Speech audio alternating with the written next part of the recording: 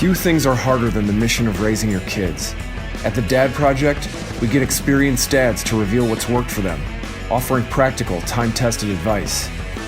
Being a successful dad is tough, and we're here to help you get it done.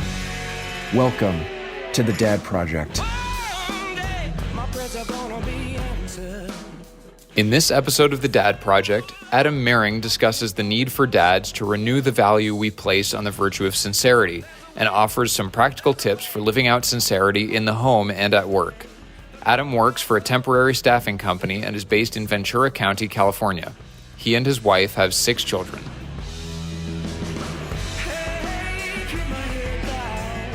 Most of us have a bit more time on our hands than normal these days.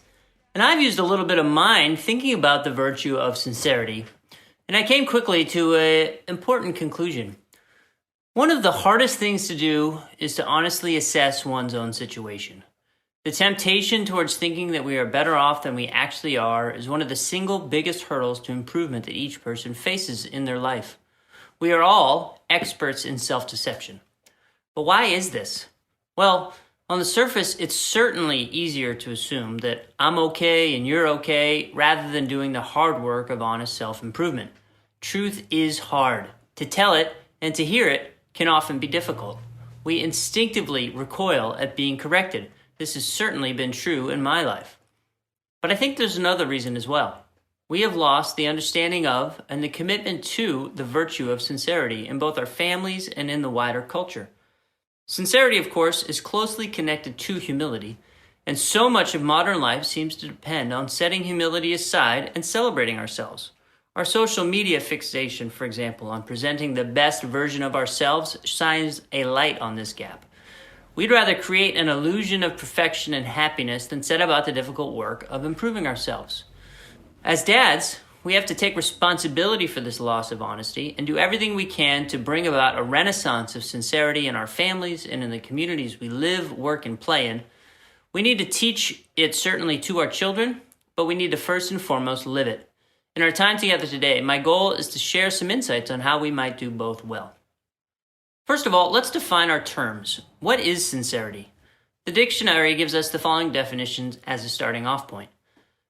Sincerity is freedom from deceit, hypocrisy, or duplicity, honesty in attention and communication, earnestness. A friend of mine shared with me a story about ancient Rome that I think sheds some valuable practical understanding on what true sincerity involves. In Rome, sculptors were highly regarded and sought after artists, of course. This demand for skilled artisans created an environment where not so skilled sculptors saw an opportunity to capitalize. Dishonest sculptors would cover the flaws in their work with wax, filling in holes or cracks that had developed through their own substandard work, hoping that it wouldn't be noticed by discerning eyes. Well, word got around about this scam, and true artists started advertising their work as, quote, without wax. Some scholars believe that this is where the word sincerity comes from the Latin sin, without, and cera, wax. Whether or not this history is legend, I think it's helpful in illuminating the importance of sincerity and a clear example of what we stand to lose without a commitment to it. So, on the surface, it's pretty simple, right? Everybody wants everyone else in their life to be sincere with them. Great marriages are founded on sincerity. Spouses depend on total transparency and their commitment to fidelity and love. Bosses are celebrated for their sincerity and openness with their employees, and in turn, managers rely most on those staff members that they can trust for unvarnished feedback and true collaboration. What voter would ever say that they are comfortable with their elected officials lying to them? Without sincerity, life can get pretty ugly pretty quick. It really becomes a cutthroat, win-at-all-costs game where the ends justify the means. Think of the character of the slimy car salesman. He'll tell you anything just to sell you that car, get it off his lot, no matter the damage to his reputation. Every relationship in society is built on trust, and trust is dependent upon sincerity. So as a dad, we can see the damage that a culture of insincerity creates in both our families and in our communities. So what's a practical guide to living and teaching sincerity in my home and with my children? It seems to me that we need to come at this question in 2 ways. First, focusing on sincerity with ourselves, and then turning and focusing on sincerity with others. These two are closely connected. Sincerity with ourselves is the runway to true self-improvement, and sincerity with others is the hallmark of any great friendship or relationship with our colleagues, classmates, friends, etc. Here are some ideas. First, how can we be sincere with ourselves? Avoiding self-deception at all costs needs to be our goal in our own lives, and we must teach this principle to our kids. We must call things by their names. In Alcoholics Anonymous, the first step to recovery is announcing the reality of the situation. I am an alcoholic. Take this great advice and apply it to your own life. Don't sugarcoat situations. If you got reprimanded at work for poor performance, own it and work to improve. Your leader, having risked your bad opinion by having the guts to tell you the truth, has done you a great favor. Now you know what to work on. If you are trying to lose weight, and you continue to gain it despite your best effort, be honest and recognize that the plan you have to lose weight might not be the best fit for you and change course.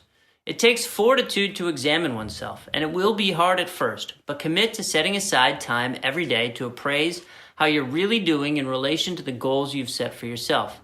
And do the same thing with your kids. If they got a C in science, don't excuse it, shine a light on it and ask why. There is a difference between an excuse and a reason, right? Find the reasons, set the excuses aside. Denial is not just a river in Egypt, it's the root cause of our mediocrity. It's based on the pride that we take in our own perceived perfection, and it must be rooted out at all costs. A wise professional advisor once encouraged me to reveal first to my mentor the thing that I most wanted to keep hidden when thinking about my improvement plans. So as dads, how might we do this with our kids? Here's one idea. Set aside one-on-one time each week with each of your children and give them in that conversation a chance to tell you what they think is going well for them and then what areas they think they have improvement opportunities in. Listen, then take a few minutes to share your own thoughts on what you think is going well for them and what they can improve in. During this back and forth, push hard for honest and open dialogue. Don't settle for generalities. Depending on their age and maturity level, be brutally specific, celebrating the positive, but also calling out the negative. And on the challenges, don't stop at just naming the issue. Ask each other for ideas on how to improve it. Once an issue is out in the open, you can now capitalize and set about fixing it. When it is hidden, it festers and maybe even grows. Regular, consistent, one-on-one protected time between dad and child is a great way to start to create an environment based on sincerity in the home. Here are a couple other practical tips. My family has always found that group discussions foster the best back and forth about complicated and important ideas. The kids seem to feed off each other. It feels less like mom and dad teaching or preaching and more like a discussion without a specific agenda. So how do we do that? Well, we like to throw out questions at the dinner table when there's a bit of a topic lull.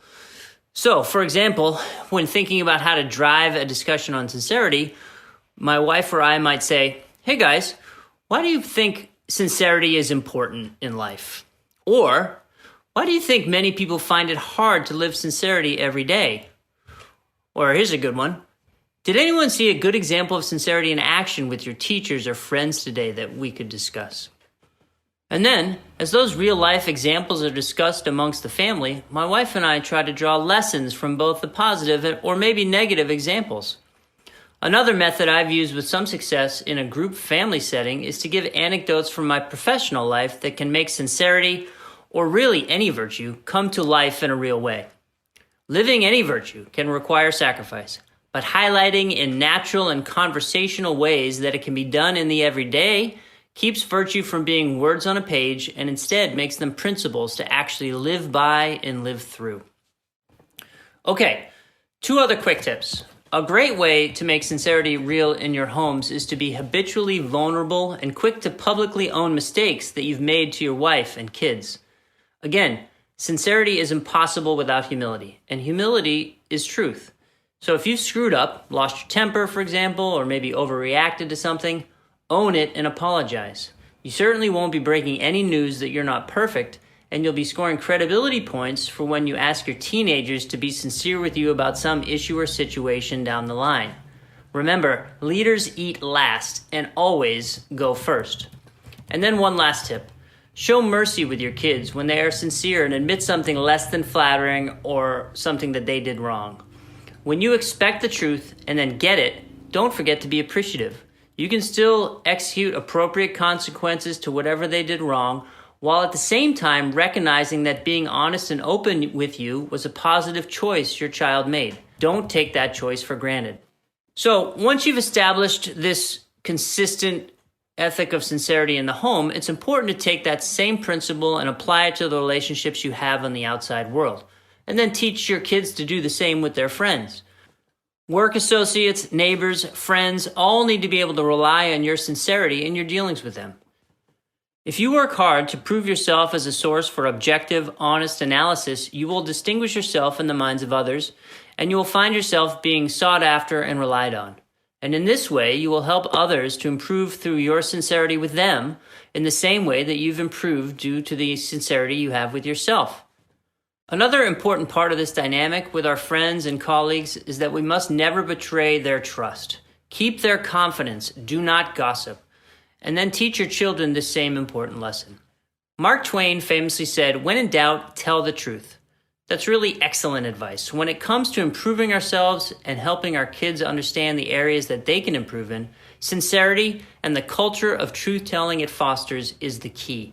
We can't put plans together to take positive steps forward in any aspect of life without first having a solid understanding of where we need help. And that only comes through sincerity with ourselves about who and where we are. It's impossible to be a man of character or build children that will grow into adults of character without it. Hey, thanks for listening to The Dad Project. If this talk was valuable to you, please go to our website at dadproject.net and make a voluntary one-time or recurring donation to help support our operations. Any amount helps. Catch you next time at The Dad Project.